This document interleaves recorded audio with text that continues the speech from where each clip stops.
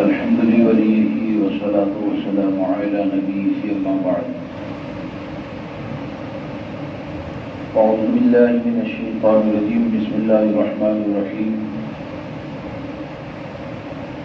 لا تزر وازرة وزر أخرى. صدق الله العظيم.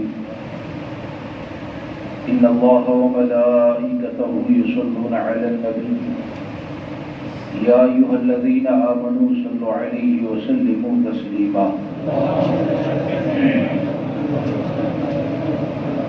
اللهم صل على سيدنا ومولانا محمد معدن الجود والكرم وآله الكرام وأصحابه العظام وابنه الكريم وبارك وسلم صلاة وسلام عليك يا سيدي يا رسول الله صلى الله تعالى عليه وسلم.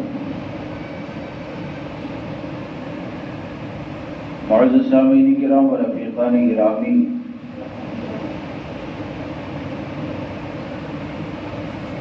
ہمیں اور آپ کو چاہیے کہ ہم اپنی ذمہ داریوں کو سمجھیں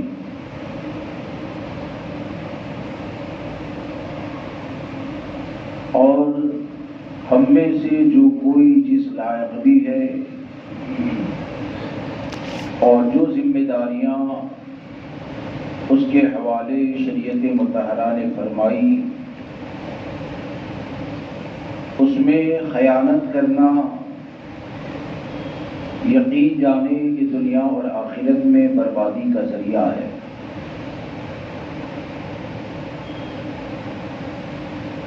صرف اتنا ہو جائے کہ ہر آدمی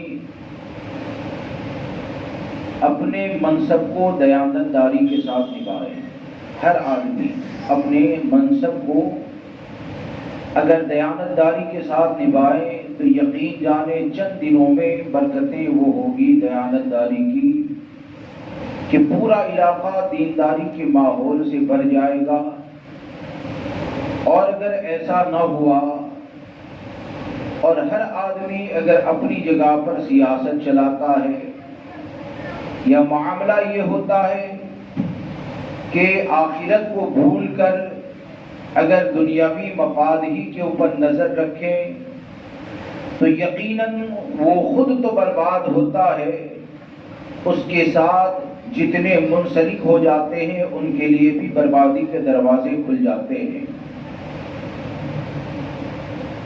آپ دیکھیں میں آپ سے کیا عرض کرنا چاہتا ہوں. ایک مثال میں آپ کو دیتا ہوں کہ میں بھی اپنے آپ کے اوپر غور کروں، آپ بھی غور کریں اور یہ سوچیں کہ برائیوں سے مقابلہ کرنے میں ہم کتنے زیادہ مخلص ہیں اور ہمارے اندر خلوص کس حد تک پایا جاتا ہے. تو ایک مثال میں آپ کو دیتا ہوں کہ مثال کے طور پر دوسرے کا بچہ اگر ہوتا ہے، جیسے کہ میں ابھی راستے سے گزر رہا ہوں، رکشہ میں ہوں، کسی اور کے بچے کی زبان سے میں نے گالی سنی، میری رکشہ چلتی رہتی ہے. کیا اگر ایک باپ کو اپنی ذمہ داری کا احساس اگر ہو تو کیا اپنے بچے کی زبان سے گالی سننے کے بعد بھی وہ گزر جائے گا؟ اپنے بچے کی زبان سے بھی گالی سن کر گزر جائے گا؟ اگر سوال کیا جائے کہ بچے تو بہت سے گھومتے ہیں لیکن یہ کہ ہر بچے کے اوپر پہرا دینے کی کوشش نہ کی، لیکن تمہارے بچے نے غلط کیا تو فوراً روک دیے، سزا بھی دی، آئندہ ایسا نہ کریں اور پھر ان برائیوں سے بچیں، اس کے لیے جتنی بھی تدبیریں ہیں ایک دیانتدار باپ ان تدبیروں کو اپنانے کی کوشش کرتا ہے. تو آخر اس کی وجہ کیا ہے؟ اس کی وجہ یہ ہے کہ ایک باپ کو جب اپنی ذمہ داری کا احساس ہوتا ہے تو وہ اپنی اولاد کو ایسے راستوں پر لے جانے سے بچاتا ہے جو اس کے لیے دنیا میں بھی ذلت کا ذریعہ ہوتی ہے اور آخرت میں بھی بربادی کا ذریعہ ہوتی ہے. لیکن آپ دیکھیں کہ اگر خاموشی کو اختیار کر لیا جائے اور آدمی ہمیشہ کے لیے ایک برے ماحول کے اندر اگر زندگی بسر کریں، برے ماحول میں اگر زندگی بسر کرتا ہے تو برے ماحول میں سانس لینے کی نحوستوں کا عالم یہ ہوتا ہے کہ گناہ سے جو نفرت ہونی چاہیے، شریعت مطہرہ کے خلاف کام کو دیکھ کر ایک مومن کے دل میں جس ناراضگی اور غضب کا اظہار ہونا چاہیے، جب مسلسل اسی ماحول کے اندر رہے گا تو اس کے جذبات ایسے سرد پڑ جاتے ہیں کہ یا تو وہ خاموشی اختیار کر لیتا ہے، کبھی یا تو برائیوں کے اندر گرفتار ہو جاتا ہے، یا کبھی ایسا ہوتا ہے کہ اپنا راستہ خود اختیار کر لیتا ہے۔ میں آپ کو ماضی قریب کی ایک مثال دوں کہ خود میرے ساتھ جو ہوا کہ میرا گزشتہ سال 11ویں شریف میں بغداد شریف جانا ہوا، اور جب میں بغداد شریف گیا نا تو ہم تمامی حضرات یہ سوچتے ہیں نا، یہاں پر حضرت امام حسین رضی اللہ تبارک و تعالیٰ عنہ کا ذکر کرتے ہیں، اور یقیناً حضرت امام حسین کی بارگاہ میں حاضر ہونا بہت سی برکتوں کا ذریعہ ہے۔ تو جب پہنچے تو ٹور والے نے کہا تھا کہ بھائی کربلا معلی میں 1.5 دن کے لیے رکنا ہے، یعنی 36 گھنٹے کے لیے رکنا ہے۔ اب مجھے پتا نہیں تھا کہ وہاں پر جا کر کیا ہونے والا ہے، مجھے احساس نہیں تھا کہ وہاں جا کر حالات کیا ہوں گے، کیسی آزمائش ہوگی۔ تو میں یہ کہتا تھا ارے بھائی کربلا معلی جانا ہے، وہاں پر حضرت امام مسلم کا بھی روزہ ہے، حضرت امام حسین کا بھی روزہ ہے، تو کم سے کم اتنا وقت تو ملے کہ ہر جگہ پر عالمی سکون کے ساتھ حاضری دے پائے، اور اللہ تبارک و تعالیٰ اگر توفیق دے تو کم سے کم ایک قرآن مقدس ختم تو کر لیں۔ لیکن یہ اللہ کے گھر میں بیٹھا ہوں، ممبر کے اوپر ہوں، جب میں وہاں پر گیا اور وہاں پر جو رافضیت کا میں نے ماحول دیکھا، اور اتنے کٹر اور بدبودار شیعہ لوگوں کا قبضہ کہ قسم خدا کی 1.5 دن جو میں نے گزارا نا، تو دل کے اندر ایسا ہوتا تھا کہ شاید ہمارے لیے یہ زیادہ وقت کو مقرر کر دیا گیا، یعنی ڈر لگتا تھا کہ کہیں گمراہیت کے اندر مبتلا نہ ہو جائے۔ یعنی حالات ایسے تھے کہ ہمارے سامنے کفریہ باتوں کو اسکرین کے اوپر من گڑت حدیث کی طرف منسوب کرتے ہوئے کفریہ باتوں کو بیان بھی کیا جاتا ہے، لیکن ہم کچھ نہیں کر پاتے ہیں۔ حضرت امام حسین کی بارگاہ میں بیٹھے ہیں، صحابہ کرام کی گستاخی ہو رہی ہے، لیکن ہم ایسے مجبور ہیں کہ ہم کچھ بھی نہیں کر پا رہے ہیں۔ ایک رافضی کا جنازہ وہاں سے گزرتا ہے، نہ جانے رافضیوں کے عقیدے کے مطابق وہ نہ جانے کیسے کیسے نعرے لگاتے ہیں، لیکن ہم کچھ نہیں کر پا رہے ہیں۔ قسم خدا کی حالات ایسے تھے کہ جیسے ہی کسی رافضی کا جنازہ میں آتے ہوئے دیکھتا تھا نا، تو میں اپنی آنکھوں کو بند کر لیتا تھا اور یہ سوچتا تھا کہ یا الہ العالمین، سید الشہداء کے صدقے میں ہم کو اہل سنت و جماعت پر استقامت عطا فرما، رافضیت سے بچا، شیعیت سے بچا۔ تو آخر سوال یہ پیدا ہوتا ہے کہ ہندوستان میں رہنے والا ہندوستان سے کربلا معلی جانے کی تمنا کرتا ہے، لیکن وہاں پر بیٹھنے کے بعد آخر ہندوستان میں واپس آنے کے بارے میں کیوں سوچتا ہے؟ یہاں پر یہ سوچتا تھا کہ وہاں پر کاش کے رہنے کے لیے چند ایام مل جائے، ایک قرآن مقدس ختم کرنا نصیب ہو جائے، لیکن وہاں پر جا کر یہ سوچتا ہے کہ ہندوستان میں جا کر اللہ نے توفیق دی تو سید الشہداء کی بارگاہ میں خراج عقیدت پیش کر دیں گے، لیکن یہاں سے نکل جائیں۔ آخر کس بنیاد پر؟ اس بنیاد پر کہ جب اہل علم وہاں پر پہنچتے ہیں اور اس کو اس چیز کا احساس ہوتا ہے کہ یہاں پر رافضیت کا ماحول اتنا زیادہ ہے کہ کہیں صحابہ کرام کا بغض دل کے اندر پیدا نہ ہو جائے، کہیں صحابہ کرام کی بے ادبی دل کے اندر پیدا نہ ہو جائے، تو بندہ یہ سوچنے پر مجبور ہو جاتا ہے کہ ایک قرآن کا ختم کرنا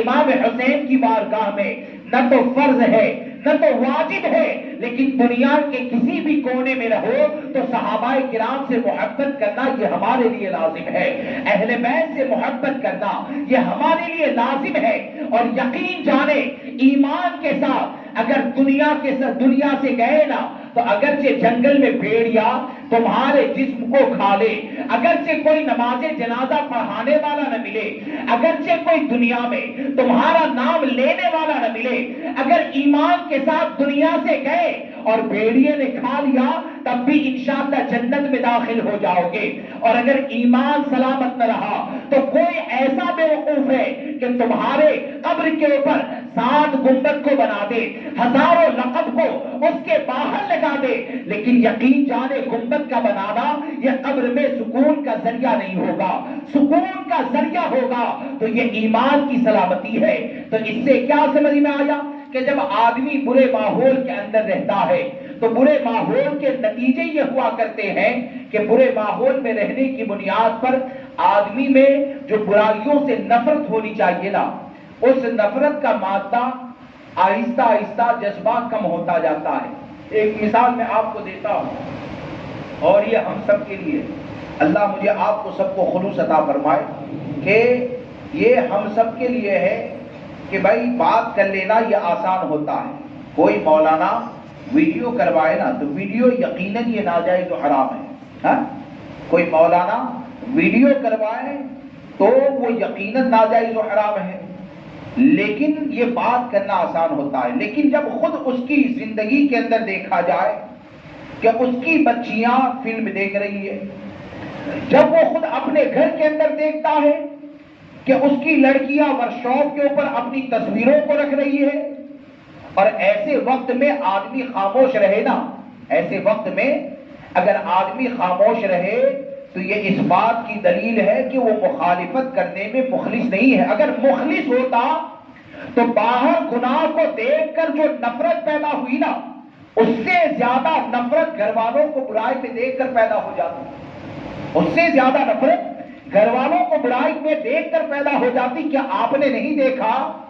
کہ دنیا کے معاملے میں تو ایسا ہوتا ہے کہ روزانہ ہزاروں لوگوں کے دکان میں چوری ہوتی ہے، پارٹیاں اٹھ جاتی ہے، لاکھوں روپے کا خبر ہوتا ہے، اخبار میں خبر کو پڑھ کے رکھ دیا، 5 منٹ کے بعد احساس بھی نہیں ہے کہ کون برباد ہوا ہوگا۔ لیکن یہ کہ دنیا کا مال اگر ہمارے بچے سے برباد ہوتا ہے، اگر چوری ہمارے گھر کے اندر ہوتی ہے، اگر دنیاوی نقصان ہمارے گھر کے اندر پیدا ہوتا ہے، تو آپ مجھے بتائیں کیا بچوں کو سزا دینے کے لیے تیار نہیں ہوتے ہیں؟ کیا آئندہ کے لیے ایسا نقصان نہ ہو اس کے لیے تدبیر نہیں کی جاتی ہے؟ تو سوال یہ پیدا ہوتا ہے کہ دنیا کا نقصان اگر ہو گیا تو جو احساس تیرے دل کے اندر پیدا ہوا، کیا تیری بچیوں کی آخرت تباہ ہوتی ہے تو آخرت کی فکر کرتے ہوئے تیری بچیوں کے لیے یہ احساس پیدا ہوا، تیرے لڑکے کے لیے یہ احساس پیدا ہوا؟ اور یقین جانے کہ جو جتنا زیادہ مخلص ہوگا سب سے پہلے وہ خود شریعت کی پابندی کرے گا، اپنے گھر والوں کو پابند بنانے کی کوشش کرے گا، اور پابند بنانے کے بعد اس کے جذبات کا عالم یہ ہوگا کہ اس کو جذبہ یہ ملے گا کہ جب میں نے اپنے گھر کے اندر برائیوں کا دروازہ بند کیا تو وہ اب نکلے گا محلے کی اصلاح کرنے کے لیے، اب وہ نکلے گا اہل علاقہ کی اصلاح کے لیے۔ اس لیے دوستو اس چیز کو یاد رکھیں کہ اپنے عہدے کا احساس کریں، اپنی ذمہ داریوں کا احساس کریں، اور اگر اپنی ذمہ داریوں کا احساس نہ کیا نا اور صرف چکنی چپڑی باتوں کے اندر لگے رہیں تو اس بات کے بارے میں سوچیں کہ اللہ تبارک و تعالیٰ کی بارگاہ میں کیا جواب دو گے جب ہم سے ہماری ذمہ داریوں کے حوالے سے سوال کیا جائے گا۔ اللہ کی بارگاہ میں جواب کیا دیں گے جب اپنی ذمہ داریوں کے بارے میں اللہ تبارک و تعالیٰ ہماری ذمہ داریوں کے بارے میں کل میدان محشر میں سوال کرے گا۔ اب یہاں پر سوال یہ پیدا ہوتا ہے کہ ہم اپنی ذمہ داریوں کو نبھائیں گے کیسے؟ ہم اپنی ذمہ داریوں کو نبھائیں گے کیسے؟ چند باتیں آپ کے سامنے عرض کر دوں، یہ سمجھ لیں تو آپ تو عقل مند لوگ ہیں اور اہل علم لوگوں کی صحبت میں رہنے والے ہیں، اگر چند باتیں سمجھ لیں تو یہ سمجھیں کہ بہت کچھ ہو جائے گا کہ ہماری ذمہ داری کیا۔ ذمہ داریوں کا احساس یہ کسے کہا جاتا ہے؟ مثال کے طور پر کوئی آدمی اگر دیوبندی سے ملتا ہے تو اس کے خلاف آواز بلند کرتے ہیں، کرنی بھی چاہیے، یہ ہماری ذمہ داری ہے۔ لیکن کیا کبھی اندھیرے میں تم دیوبندی کو مل لو تو وہی نفرت تمہارے دل میں ہوتی ہے؟ اگر کوئی ملتا ہے تو جن چیزوں سے آپ دوسروں کے سامنے نفرت کا اظہار کرتے ہیں اور سامنے والے کو جو مکاری کرتے ہیں، ان کی بات کرتا ہوں، یہ احساس دلانے کی کوشش کرتے ہیں کہ ہم تو بہت بڑے متسلب ہیں۔ اب ہمارے سامنے تو آپ نے تسلط دکھا دیا، لیکن اندھیرے میں اگر دیوبندی کو گلے سے لگا لیا تو آپ مجھے بتائیں کل میدان محشر میں اگر اللہ تبارک و تعالیٰ نے ہم سے سوال کر لیا کہ اے میرے بندے، لوگوں کے درمیان متقی بننے کے لیے تو نے لوگوں کے سامنے گناہوں سے نفرت کا اظہار کر دیا، لوگوں کے سامنے تو ظالموں کا بائیکاٹ کر دیا، لیکن میرے خوف سے تنہائی میں ان سے ملنے سے نہ بچا، تو آخر اللہ تبارک و تعالیٰ کی بارگاہ میں کیا جواب دو گے؟ ارے اجالے میں بائیکاٹ کر کے آپ لوگوں کے درمیان متقی بن سکتے ہیں، لیکن آپ دنیا کے کسی بھی کونے میں رہیں، اگر ظالموں کو ساتھ دیتے ہیں تو اگرچہ تنہائی میں جا کر ٹیلی فون کے اوپر ظالم کو ساتھ دیں، اگرچہ تنہائی میں جا کر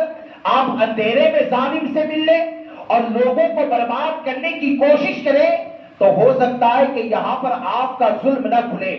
ہو سکتا ہے یہاں پر آپ کو دنیا والے شریف مانے، لیکن آج چند لوگوں کے سامنے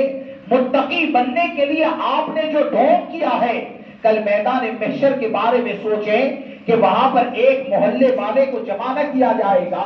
چند لوگوں کو یا سورت والوں کو جمع نہ کیا جائے گا، بلکہ میدان محشر میں اولین اور آخرین کو جب جمع کیا جائے گا، اور اس وقت جب تمہارے عیب کو کھولا جائے گا تو اس وقت تمہاری شرمندگی کا حال کیا ہوگا؟ لہذا ہم اپنی ذمہ داری کے بارے میں یہ سوچیں کہ لوگ کیا کہیں گے، اس کے بارے میں فکر نہ کریں، بلکہ یہ سوچیں کہ ہم کہیں پر بھی رہ کر غلط کریں گے تو کوئی جانے یا نہ جانے اللہ تبارک و تعالیٰ جانتا ہے۔ اللہ کی عطا سے نبی اکرم صلی اللہ تعالیٰ علیہ وسلم جانتے ہیں۔ اب رہا یہ سوال کہ زندگی میں مختلف قسم کے محاذ ہوتے ہیں اور منصب بھی الگ الگ ہوتے ہیں، ہر ایک عالم نہیں، ہر ایک مفتی نہیں، ہر ایک ایسا نہیں ہے جو تبلیغ کے لیے مائک کے اوپر کھڑا ہو جائے، لیکن بہرحال کچھ تو ذمہ داریاں ہوتی ہے نا، کچھ تو ذمہ داریاں ہوتی ہے۔ کسی کی ذمہ داری ایک محلے تک ہوتی ہے، کسی کی ذمہ داری خاندان تک ہوتی ہے، کسی کی ذمہ داری یہ بیوی بچوں تک ہوتی ہے۔ اب یہ تمام ذمہ داریوں کو دیانتداری کے ساتھ، انصاف کے ساتھ نبھانے کا طریقہ اور راستہ کیا؟ تو یاد رکھیں کہ کوئی بھی ذمہ داری نبھائے گا تو اس کو ادا کرنے میں ہمیشہ شریعت مطہرہ کے احکام پر عمل کریں۔ کس پر عمل کریں؟ شریعت مطہرہ کے احکام پر عمل کریں۔ مثال کے طور پر آپ اپنی اولاد کا حق ادا کرنا چاہتے ہیں تو وہ اولاد کا حق ہے یا اولاد پر ظلم ہے، یا آپ کیسے فیصلہ کریں گے؟ آپ علماء سے سوال کریں کہ حضور میری اولاد کی تمنا یہ ہے، اس کی تمنا کو اگر پورا کیا جائے گا تو اس کی یہ تمنا پورا کرنا میرے لیے اجر و ثواب کا ذریعہ ہے یا آخرت میں مصیبت کا ذریعہ ہے؟ تو ایک عالم آپ کو شریعت کی روشنی میں یہ بتائے گا کہ اگر تو نے اپنی بچی کی یا اپنے لڑکے کی اس تمنا کو پورا کر دیا تو یہ تمنا پورا کرے گا تو آخرت میں ثواب دیا جائے گا، یا اس کی تمنا اگر ایسی ہے یا خواہش ایسی ہے جو ناجائز و حرام ہے، اگر وہ تمنا کرتا ہے تو شریعت ہی تم کو بتائے گی کہ اس کی تمنا کو پورا نہ کرنا، یہ اپنی اولاد کے ساتھ انصاف کرنا ہوتا ہے۔ اسی طرح آپ اگر آگے بڑھیں کہ آپ سے اگر کوئی مشورہ مانگتا ہے تو آج ایسا ہے، حقیقت یہ ہے دوستو کہ مخلص اگر کوئی ساتھی مل جائے نا، بغیر کسی لالچ کے سچا مشورہ دینے والا، اور مشورہ دینے میں تمہاری جیب کے اوپر نظر کم ہو بلکہ نظر یہ ہو کہ ایک سنی بھائی کو میں مشورہ ایسا دوں کہ جس سے اللہ و رسول راضی ہو جائے، ایسا مشورہ دوں کہ جس سے اللہ و رسول راضی ہو جائے۔ اگر اس چیز کو نظر میں رکھ کر اگر آپس میں مشورہ بھی ہوتا ہے تو وہ بھی فائدے کا ذریعہ